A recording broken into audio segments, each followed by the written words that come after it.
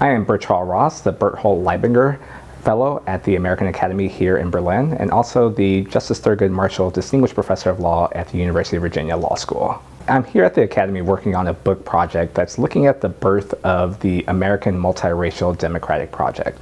As you might know, the Multiracial Democratic Project in the United States is under considerable stress. We are experiencing a period of conservative backlash against efforts to create and maintain an inclusive and integrated multiracial democratic process.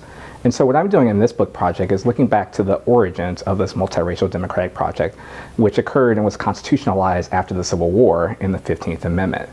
The 15th Amendment prohibited the denial or abridgment of the right to vote on account of race or color. Now, scholars and courts ordinarily think of this amendment quite narrowly, as an amendment merely giving the right to African Americans to cast a ballot. What I argue in this book is that the amendment was meant to do much more. It was meant to create an integrated and inclusive democratic process across racial lines, which meant that African Americans and other racial minorities should not only be able to cast a vote, but should be able to engage in many more forms of participation in the democratic process. In terms of the process of creating inclusive democracy, isn't merely removing barriers to voting. It's also engaging with persons of color on the ground.